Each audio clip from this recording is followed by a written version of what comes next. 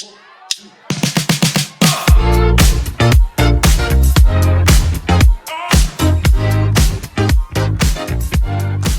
everyone, welcome back to English Talks Daily. I'm Ella. And I'm Jack.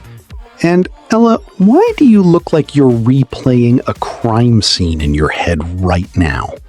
Okay, that's oddly accurate. I had the most awkward small talk moment yesterday, and I'm still recovering. Oh, I need this story immediately. What happened? So here's the thing. By the end of today, you're going to have 7 new ways to answer one simple question. What did you do this weekend? 7. Not, it was good. 7 real, natural answers. See, and that sounds small, but that question comes up constantly. Every Monday, every new class, every job interview practically. Exactly. And later, we're doing a full word tour. Say It Better upgrade round, and our usual mistake segment. So stick around because today's mantra is going to save a lot of boring conversations. Okay, but first, the story. What happened? So a coworker asked me, "Hey, what did you do this weekend?" And in my head, I had this whole weekend. I saw my sister, we cooked, we watched a terrible movie. I even went for a walk by the river. And you know what came out of my mouth? Let me guess. I was at home. I was at home. That's it. That's all I gave him. He just went, "Oh, cool." And the conversation basically died on the spot. Oof, the conversational flatline.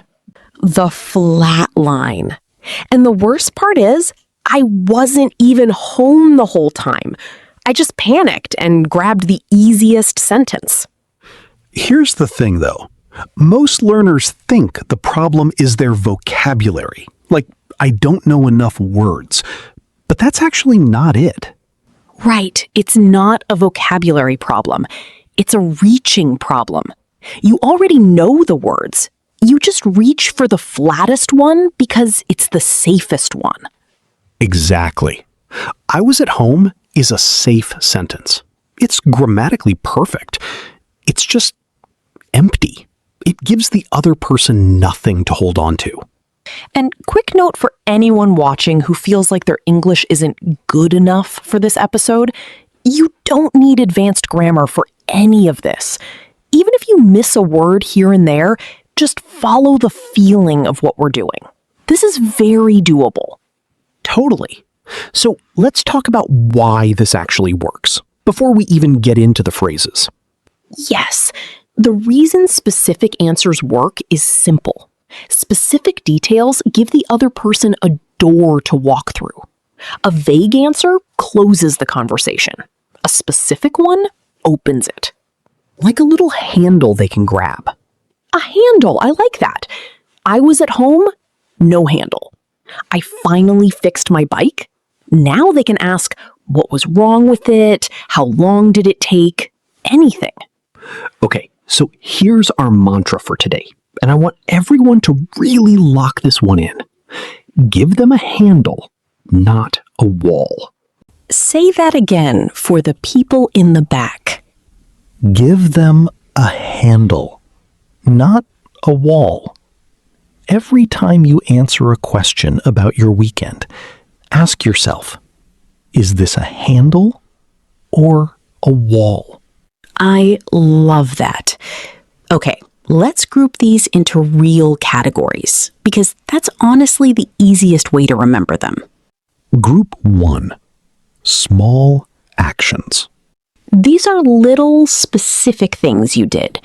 Not I relaxed, but the actual tiny action. Like what? I reorganized my closet. I tried a new recipe. I finally replied to that email I'd been avoiding for 2 weeks. That last one is deeply relatable. Here's how it sounds in real life. Someone says, "How was your weekend?"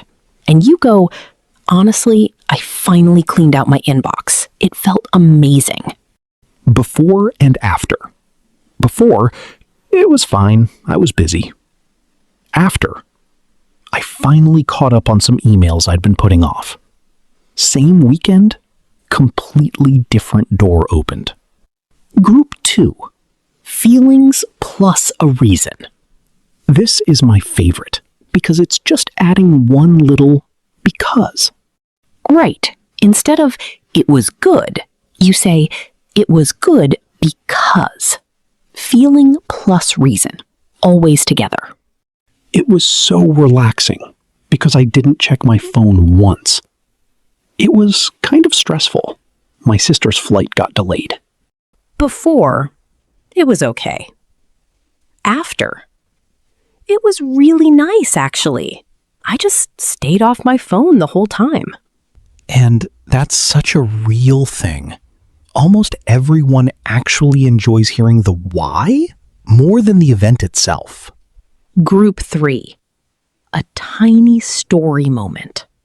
This is the upgrade level. Instead of describing the whole weekend, you just tell one small moment from it. Like, so funny thing, we tried to go hiking and it started pouring rain 5 minutes in. That's a whole conversation in one sentence. Exactly. Before, we went hiking. After, we tried to go hiking but got completely rained out. It was actually kind of hilarious. Quick teaching check for everyone. Which group do you think is easiest to start with if you're nervous about small talk? Take a second, think about it. And honestly, I'd say group 1. Small actions are low pressure. They're just facts with a bit of detail. Agreed. Now, here's a little story that connects back to my inbox thing. My friend Sam does the opposite of what I did. He never says nothing much. What does he say? Even if his weekend was boring, he'll say something like, honestly, I did absolutely nothing, and it was glorious. And people laugh, and then they ask him more.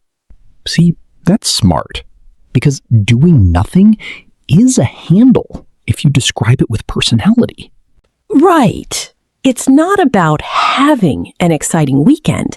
It's about how you frame it. Okay, reflective question time for everyone watching. Think about last weekend.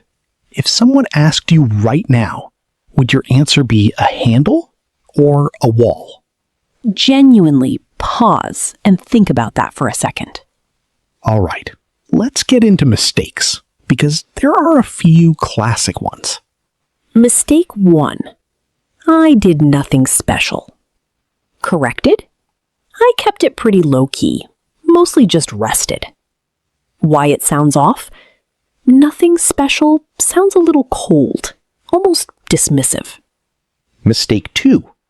I was very tired all weekend. Corrected?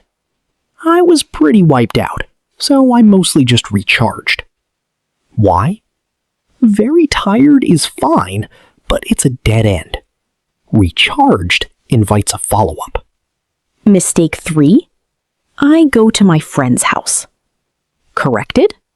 I went over to my friend's place. Why? Wrong tense trips people up here, and went over to just sounds more natural than go to. Mistake 4. The weekend was boring. Nothing happened. Corrected? Honestly, it was a pretty quiet one. I needed that, actually. Why? Same meaning, but it doesn't shut the door. None of these are big, embarrassing mistakes, by the way. They're just flat. Totally normal, super common. No shame in it at all. Right. We've all said, I was at home 1,000 times. Okay, before the word tour, quick recap of what we've covered. Small actions, feelings plus reasons, and tiny story moments. 3 doors instead of 1 wall. And remember the mantra? Give them a handle, not a wall. Perfect. Let's do our word tour. 4 to 6 phrases that came up naturally today. First, low key. Pronounced low key. It means something relaxed, not intense. We kept it pretty low-key. It was a low-key dinner, just us. You'd use this when describing a calm, unfussy plan. Second, wiped out. Wiped out. It means extremely tired. I was wiped out after that hike. She's totally wiped out from work this week. Use it when regular tired feels too small. Third, rained out. Rained out. It means a plan got canceled or ruined because of rain. Our picnic got rained out. The game was rained out on Saturday. Use it anytime weather ruins outdoor plans. Fourth, catch up on something. Catch up on. It means to finally do something you delayed. I caught up on some emails. We caught up on sleep. Use it for anything you'd been putting off. Fifth, glorious. Glorious. Used jokingly here. It means wonderful, but said about something small, it's funny. Doing nothing was glorious. Use it to add humor to an ordinary moment. And sixth, put something off. Put off. It means to delay something. I kept putting off that phone call. Use it whenever you're avoiding a task. Now let's upgrade some real learner sentences. Our Say It Better round. First one. My weekend was normal. Better, it was a pretty typical weekend, honestly. Alternative, nothing too exciting, just the usual stuff. Why? Normal sounds a little abrupt. Typical and usual feel warmer. Second, I stayed in my house. Better, I mostly stayed in. Alternative, I had a pretty quiet one at home. Why? Stayed in is just how natives phrase it. Stayed in my house sounds slightly translated. Third, I am very happy about my weekend. Better, I had such a good weekend. Alternative, honestly, it was a great one. Why? Native speakers describe the weekend itself as good, not their feeling about it. Fourth, I make dinner with my mother. Better, I cook dinner with my mom. Alternative, my mom and I made dinner together. Why? Tense and word choice. Cooked fits past events, and mom sounds more natural in casual talk. Fifth, nothing happened. It was boring. Better, it was pretty uneventful, but I didn't mind. Alternative, honestly, a quiet one. I kind of needed it. Why? It keeps the honesty, but adds a little warmth. Okay, now let's put it all together. Full demo scene. All right, pretend I'm meeting Ella on Monday morning. Hey, Jack. How was your weekend? Honestly, kind of low-key. Saturday just completely got rained out, so our hiking plan turned into us watching movies all day. Oh no, that's rough. But also kind of nice. Weirdly, yeah. It was glorious, actually. I finally caught up on some sleep I really needed. See, that's a good weekend story, even though the plan failed. And that's really it. One small, honest sentence gave you 3 things to ask about. The rain, the movies, the sleep. That's the handle, not the wall. Give them a handle, not a wall. Exactly. Small detail, real feeling, done. So here's the whole idea today. You don't need a dramatic weekend. You just need one small, specific detail instead of a flat sentence. Give them a handle, not a wall. Small actions, feelings with reasons, or one tiny story moment. Pick any one of those 3, and you'll never say, I was at home, and kill a conversation again. So here's our question for you. Of the 3 types we covered today, small actions, feelings plus reasons, or tiny story moments, which one are you going to try first the next time someone asks about your weekend? Tell us in the comments. We genuinely want to know. If this helped even a little, hit like, subscribe, and send it to a friend who always says it was fine, too. Thanks so much for spending this time with us. Go have a weekend worth talking about, and then actually talk about it. See you next time.